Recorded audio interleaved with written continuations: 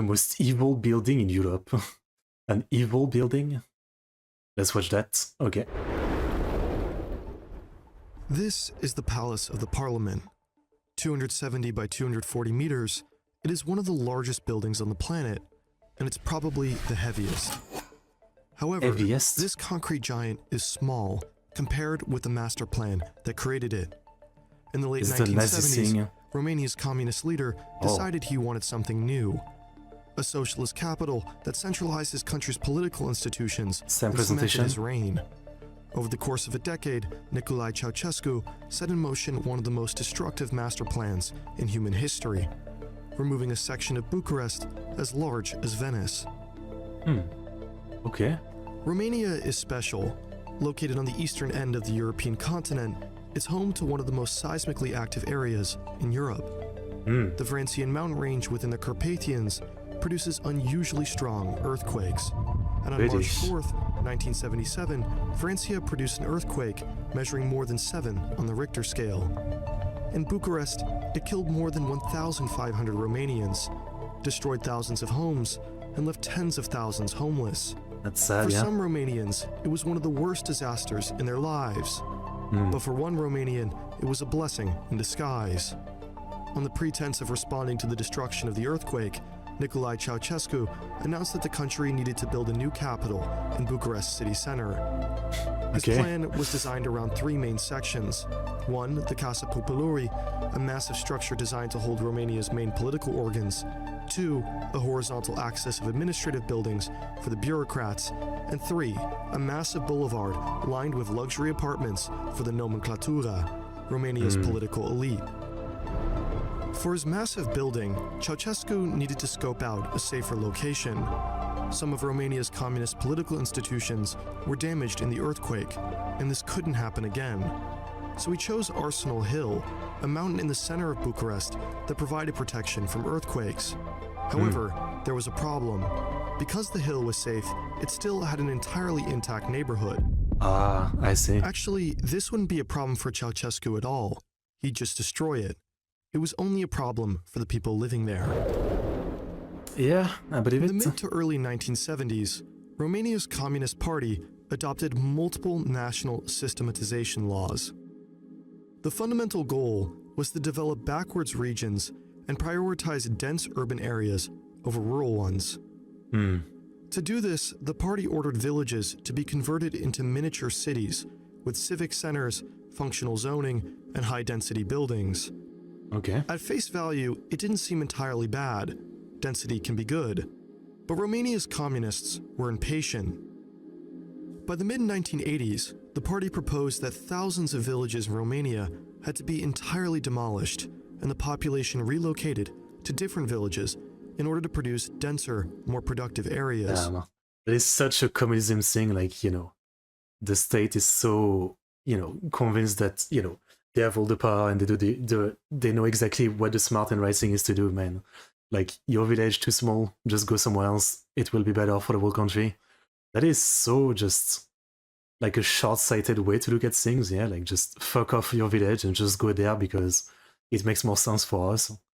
I mean, the people are literally, like, not, like, people's opinion and feelings and everything is not considered 1 second. It's really something. Fortunately for many, this didn't end up happening. Romanians chose revolution over central planning. Okay. But the individual neighborhoods in Bucharest weren't as lucky. Ceausescu ordered the destruction of more than 10,000 homes and forcibly evicted more than 50,000 families. 10,000 homes. With a new blank canvas, he could start building. He launched a competition and received multiple designs. A big fan of North Korea, one of the concepts he received looks like it came straight out of Pyongyang.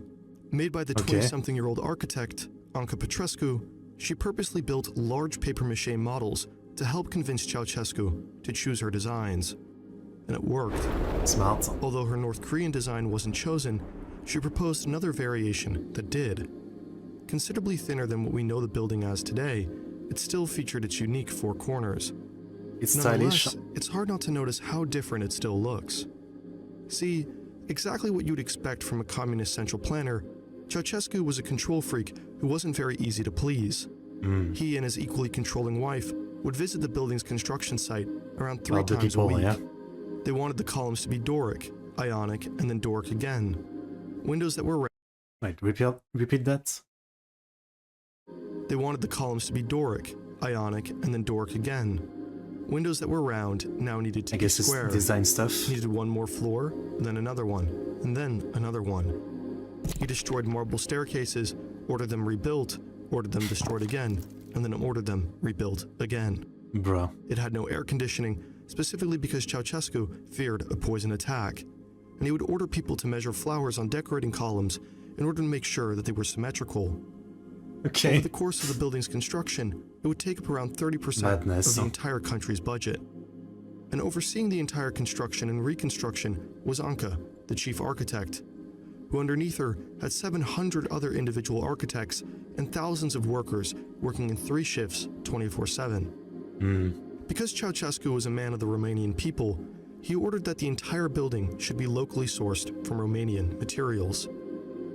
His palace required around 1 million cubic meters of marble, 550,000 tons of cement, 700,000 tons of steel, 2 million tons of sand, 900,000 cubic meters of wood, 3,500 tons of crystal, 220,000 square meters of carpet, and 3,500 square meters of leather.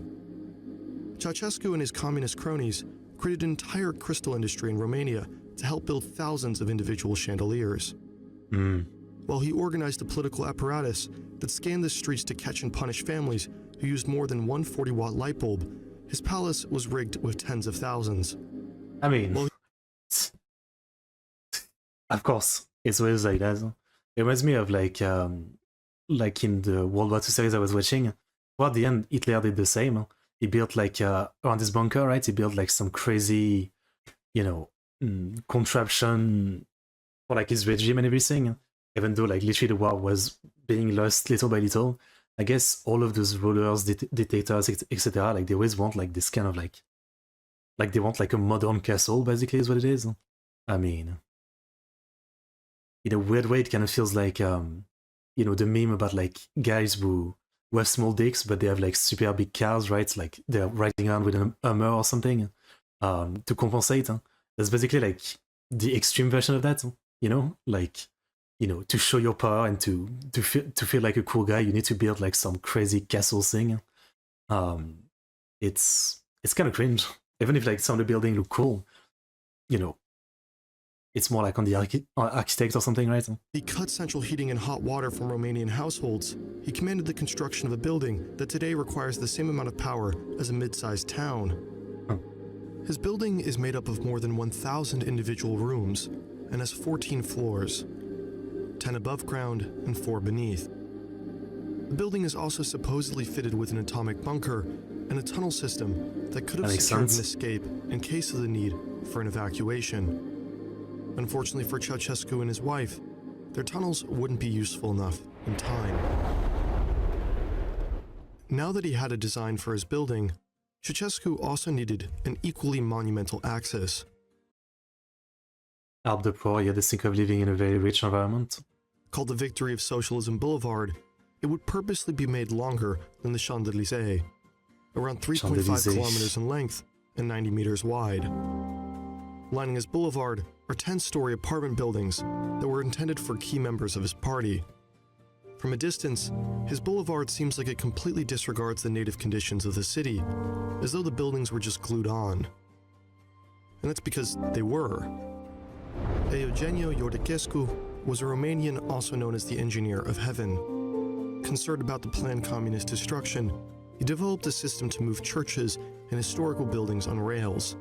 This allowed him and others to save historical buildings that would have otherwise stood in the way of Ceausescu's grand plans. How does that even work? The last part of Ceausescu's plan were the administrative buildings. Wait, I kind of want to know about that. How does that even work? Like, I can understand how you could potentially make this happen with a wooden building or something, where everything is like, stitched together. But if it's stone or whatever else, how do you move a wall-as church? How does that even work? Surrounding the Pieta Constitui, a massive semicircle where Ceausescu was supposed to address his people. Unfortunately for Nicolae, though, the building would not be completed in time for him to use it. Instead, Classic. Romanians grew restless, and they ended Ceausescu's reign. Both him and his wife were sentenced to death in a brief military show trial and executed via firing squad. After his death, Ceausescu's palace remained unfinished, and it was unclear what to do with it. There were those who suggested that it should be demolished. It was the purest symbol of communism and Ceausescu's cult of personality. I guess you could say it could probably be useful for whatever next normal government, but at the same time, the whole point of it was like to be such a symbol of wealth and overspending at the cost of the people. So at the same time, yeah, it should be destroyed, but at the same time, so much resource was spent in it. Like redestroying it and building something in its place would be like even more wasted money. So yeah, what do they do with it? And there were also ideas to convert it into the world's largest shopping mall, casino, and even into a Dracula theme park. Okay. It could have also been densified, but instead it was chosen to become the home of Romania's government. Today it houses both Romania's Chamber of Deputies and the Senate. It is the biggest parliament building on the planet and the second largest administrative building, second only to the Pentagon. The horizontal axis is still used by ministries, and the square is now used for concert venues. The boulevard is also still there, of course, but instead of apartments being filled with members of the nomenklatura, they are some of Bucharest's most valuable apartments. Although Ceausescu's plans have now become integrated and over time have developed a practical political function, it should never be forgotten what this building is. Yeah, it is Europe's largest and youngest symbol for centralized control and authoritarian communism. A constant reminder of how real it is to be led by people who live and breathe, do as I say, not as I do. It does look pretty awesome. This is your life in weeks, if you're lucky enough to turn 80 years old. Each week, a cube disappears, taking away a piece of your life that you'll never get back. Alright. At first, you may not care, especially when you have cubes to spare. But as you get older, it becomes clearer. We know that our time binging TV shows, getting angry and regretful, requires a cost. Each cube given is one that you'll never get back. Where the frick are you going with this? And there's probably no larger cube consumer than the job you choose to dedicate your life to. 80,000 hours is the amount of time you'll spend in a career, and it's also the name of the nonprofit that wants to help you find a meaningful one. I see, it's damn, I had no idea where he was going with this. It's a career finder thing. Alright, I'll pause here, but yeah, obviously thank you to the sponsor for sponsoring this video. Making a pretty awesome video. Interesting. I mean, it's a way to put it, the most evil building in Europe, but I get the point. At the same time, I'm thinking, like, is that even true? Thinking about the bloody history of Europe, right? I feel like there was, obviously, there was a lot of people displaced and potential deaths linked to the creation of this building, right? But you would think there would be some that probably had the same history with even more madness. I mean, thinking obviously in Germany, right? Wouldn't there be some building to some extent that are, probably linked to even more deaths and so more evil, you would say? I mean, like you say, the most evil building in Europe, as far as I know, Auschwitz is still standing, right? It's a museum of the Holocaust. Wouldn't that be the most evil, well, it's not just a building, it's like a camp, right? But you know what I mean? I mean, semantics, I know, but you know what I mean? Okay, very interesting. Very interesting. I've never heard too much about Romania. Well, actually, I've heard a lot about Romania without really learning a lot. I know Romania has such a crazy history of back and forth allegiance and different sides and just a lot of madness as a country. It's one of those countries that I definitely want to learn more. And so this was already pretty interesting. Very, very interesting. Okay. But yeah, craziness, this whole thing. I mean, craziness. Here's the link. Really, what I'm surprised with,